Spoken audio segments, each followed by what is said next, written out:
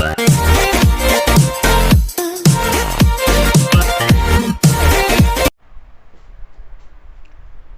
Dear students, welcome to our channel PKP. आज हम start करेंगे एक नया चैप्टर जिसका नाम है पॉलिनोमियल। ठीक है, क्या स्टार्ट करेंगे? पॉलिनोमियल। क्लियर? तो नाइन्थ में भी आपने पॉलिनोमियल पढ़ रखा है। ठीक है, नाइन्थ में आपने रियल नंबर भी पढ़ रखा था, बट उसका थोड़ा सा डिटेल वर्जन आपने 10th में पढ़ा। इसी तरीके से पॉलिनोमियल आपने 9th में भी पढ़ रखा है, बट उसका डिटेल्ड वर्जन आप यहाँ पर पढ़ेंगे। यहाँ पर उसमें कुछ और टॉपिक ऐड हो जाएगा। ठीक है, अब हमें क्या करना है, सबसे पहले पॉलिनोमियल्स के बारे में कुछ टॉपिक डिस्कस करना है जो आपने 9th में पढ़ा है, ताकि वो आपके माइंड में एक बार रिमाइंड कर जाए। ठीक है, वो जैसे ही आपके माइंड में रिमाइंड करेगा आपको पता चल जाएगा कि हाँ, इट्स वेरी ईजी। ठीक है, और उसके बाद आप सारे क्वेश्चंस को और अच्छे से करना सीख जाएंगे। ठीक है, तो पॉलिनोमियल्स में हम स्टार्ट करते हैं। सबसे पहले पॉलिनोमियल्स क्या होता है ये आपको डिस्कस करना है और ये आपको नोट करना है। ठीक है, तो नोट करो। In algebraic expression in the form of a naught x to the power n plus a1 x to the power n minus 1 plus a2 x to the power n minus 2 and so on plus an। ठीक है, इस तरीके से जब आपको कोई algebraic expression दिखे तो वो क्या कहलाता है? पॉलिनोमियल्स कहलाता है। Where a naught a1 a2 dot dot an are where a naught a1 a2 dot dot an are real number and non negative integers। ठीक है, and also भी आप लिख लें a naught equal to not 0 is called a degree of polynomial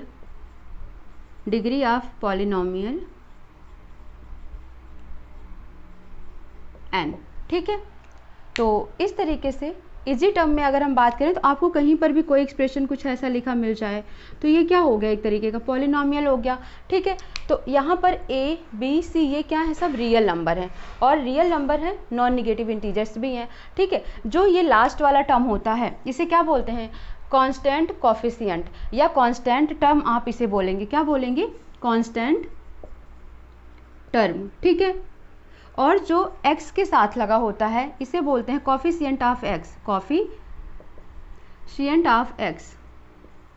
ठीक है, x square के साथ जो लगा होता है वो होता है कोफिशिएंट ऑफ x स्क्वायर। ठीक है, इस तरीके से तो कोफिशिएंट ऑफ x स्क्वायर क्या है? a है। कोफिशिएंट ऑफ x क्या है? b है। एंड c क्या हो गया? कांस्टेंट टर्म हो गया। ये क्या है? एक पॉलिनोमियल है। यहाँ पर अगर आपसे डिग्री पूछी जाए देन डिग्री जो हाईएस्ट पावर होती है वो क्या होती है? डिग्री होती है। एक्स स्क्वायर यहाँ पर डिग्री कितनी हो जाएगी? 2 हो जाएगी। ठीक है, तो इस तरीके से इसे ही क्या बोला जाता है? पॉलिनोमियल बोला जाता है। तो आप इसे नोट कर लें।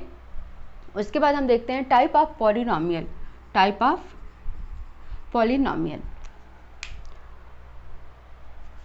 ये नोट हो गया आपका, आप स्क्रीनशॉट ले लें।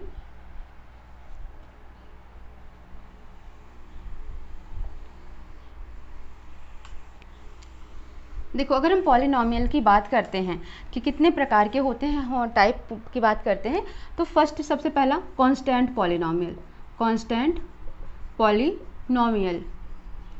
ठीक है, कांस्टेंट पॉलिनोमियल क्या होता है?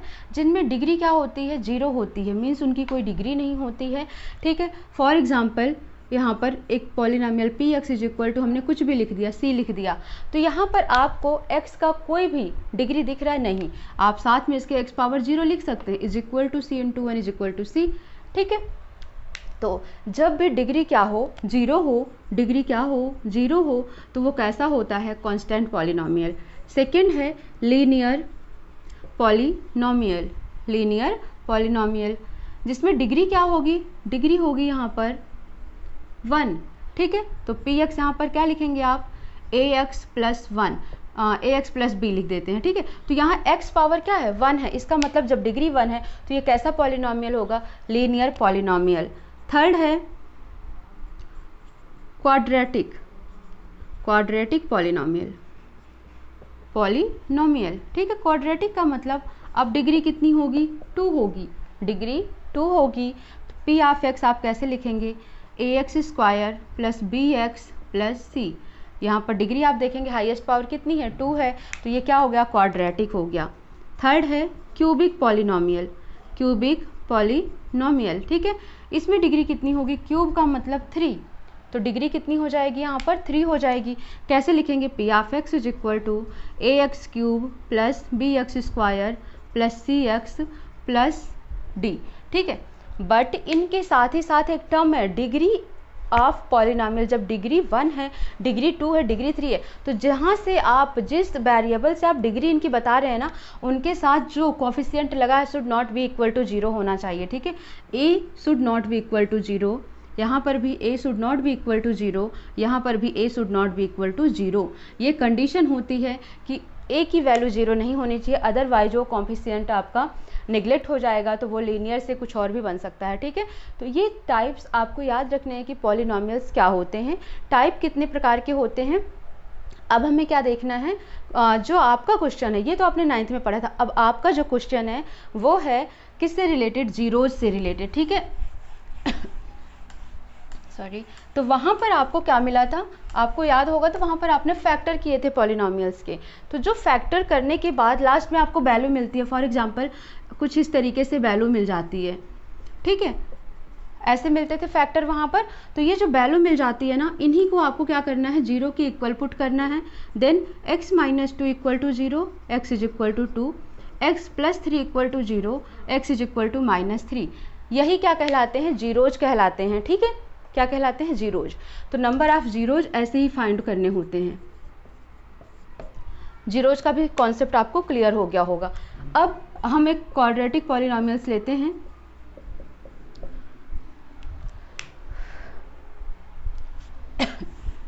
सॉरी, इसके लिए नंबर ऑफ जीरोज क्या होगा, x की वैल्यू जो भी आएगी वही क्या होगा, नंबर ऑफ जीरोज होगा, ठीक है। अब यहाँ पर आपसे क्या पूछा जाता है, ठीक है, sum of zeros and product of zeros, यानी कि जो जीरोज आए हैं, ये एक्सरसाइज आपको मिलेगा 2.2 में, ठीक है। जो सम आए हैं, जो जीरोज आए हैं, यानी कि x के जो टर्म आए हैं, मीन्स अगर यहाँ x² है तो आपको मान के चलना है एटलीस्ट 2 वैल्यू तो आएगी ही आएगी, ठीक है। अगर यहाँ पर क्यूब होगा तो मान के चलना है कि एटलीस्ट 3 वैल्यू आएगी ही आएगी, ठीक है। तो इस तरीके से होता है, जितनी डिग्री होती है उतना आप कह सकते हैं कि उतनी वेरिएबल्स यानी कि उतने जीरोज आ सकते हैं, ये चांसेज होते हैं, ठीक है। यहाँ पर 4 है तो 4 आ सकते हैं, उससे कम भी आ सकते हैं, बट 4 आ सकते हैं। तो सम ऑफ जीरोज अगर निकालने के लिए बोले तो आप कैसे करेंगे, यहाँ पर देखना है कैसे लिखेंगे, माइनस कोफिशिएंट ऑफ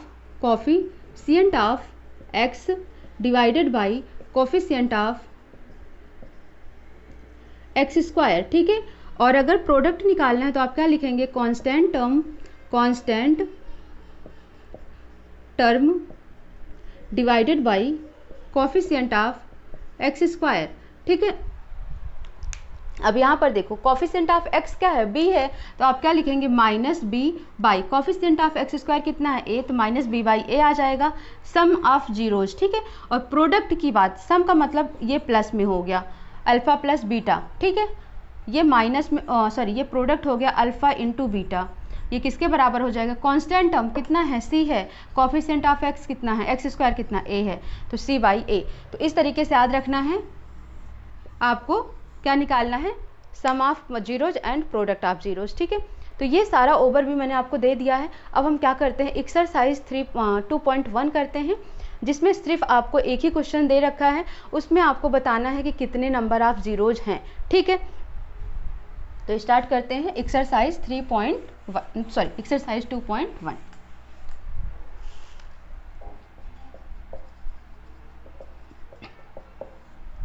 क्वेश्चन आप देखेंगे आपके स्क्रीन पर, ठीक है। क्वेश्चन आपकी स्क्रीन पर है, देखो, the graph of y is equal to P of x, ठीक है। The graph of y is equal to P of x are given in the following figure. For some polynomials p of x find the number of zeros of p of x in each case. Means number of zeros find out करना है graph को देखकर।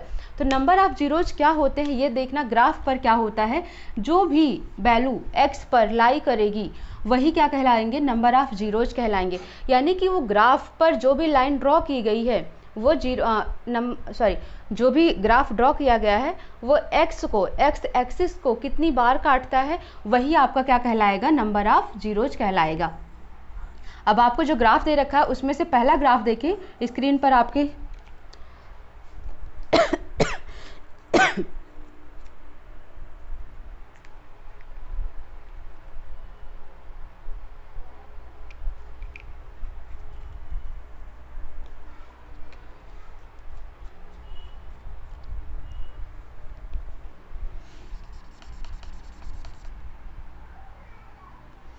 ठीक है, screen पर आप देखो, आपकी स्क्रीन पर पहला पार्ट इसका दिख रहा है, क्वेश्चन 1 का पहला पार्ट है। इस तरीके से एक ग्राफ बना हुआ है, ये x है, ये x डैश है, ये y है, ये y डैश है, ठीक है। और इस पर एक सिंपल सी लाइन गई है। तो आप देखो इस पॉइंट को, क्या ये कहीं पर, ये लाइन कहीं पर x एक्सिस को कट कर रही है, नहीं कट कर रही है। तो आप क्या लिखेंगे यहाँ पर, number of zeros is 0 as the graph does not cut the x axis at any point। Clear, ठीक है। अब यहाँ पर आपने क्या देखा कि ये जो ग्राफ है ये कहीं पर भी x एक्सिस को कट नहीं कर रहा है, इसलिए नंबर ऑफ जीरोज क्या हो जाएंगे, 0 हो जाएगा, ठीक है। सेकंड हम ग्राफ देख लेते हैं। जो सेकंड ग्राफ बना हुआ है वो है आपका कुछ इस तरीके से,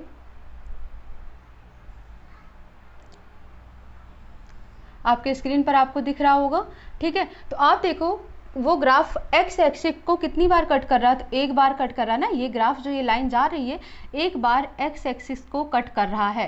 तो इसका मतलब इसके लिए आंसर क्या हो जाएगा, नंबर ऑफ जीरोज 1 हो जाएंगे। Number of zeros is equal to 1 because the graph cut x axis at only 1 point, ठीक है। ऐसा आपको लिखना पड़ेगा, क्लियर। तो आपने क्या देखा, पार्ट 1 देखा, पार्ट 2 देखा। तो पार्ट 1 में क्या देखा, ये ग्राफ x एक्सिस को, ठीक है, x एक्सिस को कहीं पर कट नहीं कर रहा है, इसलिए नंबर ऑफ जीरोज क्या हो जाएंगे, 0। ये ग्राफ x एक्सिस को 1 टाइम कट कर रहा है, तो नंबर ऑफ जीरोज कितने हो जाएंगे, 1, ठीक है।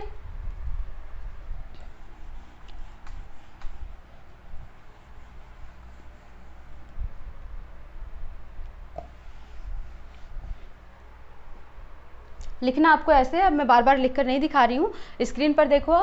क्वेश्चन नंबर इसी का पार्ट नेक्स्ट है। ग्राफ कुछ ऐसा गया हुआ है, ठीक है। तो यहाँ पर आप खुद बताएं नंबर ऑफ जीरोज कितने हो जाएंगे, x एक्सिस को ये 1 2 3 टाइम पर कट रहा है, तो नंबर ऑफ जीरोज कितने हो जाएंगे, यहाँ पर 3 हो जाएंगे, ठीक। क्यों, क्योंकि ये x एक्सिस को 3 टाइम्स पर कट कर रहा है। फोर्थ देखो, फोर्थ का ग्राफ कुछ ऐसे बना हुआ है। तो यहाँ पर नंबर ऑफ जीरोज कितने हो जाएंगे, 2, क्योंकि ये कितनी बार कट कर रहा है, 2 पॉइंट्स पर कट कर रहा है, ठीक है। 1 2, ये 2 पॉइंट पर कट कर रहा है, इसलिए नंबर ऑफ जीरोज कितने हो जाएंगे, 2 हो जाएंगे। उसके बाद लास्ट एक और देखें आप,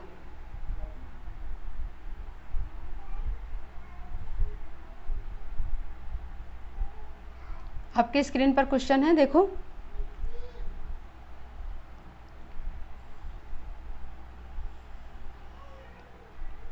कितनी बार कट कर रहा है, देखो 1 2 3 4, तो नंबर ऑफ जीरो यहाँ पर कितने हो जाएंगे, 4। स्क्रीन पर आपको अच्छे से दिख रहा होगा क्वेश्चन, 4 टाइम पर एक्स एक्सिस को कट कर रहा है, इसलिए नंबर ऑफ जीरोज कितने हो गए, 4 हो गए। और इसी का लास्ट पॉइंट है जो वो कुछ इस तरीके से बना हुआ है, ठीक है। तो यहाँ पर देखो 1 2 3, तो कितना हो जाएगा, नंबर ऑफ जीरोज 3 हो जाएगा, बिकॉज ये 3 टाइम्स पर कट कर रहा है, 3 पॉइंट्स पर एक्स एक्सिस को कट कर रहा है, इसलिए नंबर ऑफ जीरोज क्या हो जाएंगे, 3 हो जाएंगे। तो ये सारे क्वेश्चंस आपको करने हैं। सिर्फ एक्स एक्सिस को ये पॉइंट्स कितनी बार कट कर रहे हैं, कितने टाइम पर कट कर रहे हैं, जितनी बार कट कर रहे हो एक्स एक्सिस को ये ग्राफ, उतना ही नंबर ऑफ जीरोज आपको आंसर में लिख देना है बस, ठीक है। तो इस तरीके से 3.1 आपका 2.1 आपका बहुत ही ईजी रहा है, ठीक है। 2.2 नेक्स्ट क्लास में डिस्कस करेंगे। वीडियो को लाइक शेयर सब्सक्राइब कर दीजिए। मिलते हैं नेक्स्ट क्लास में। Thank you for watching.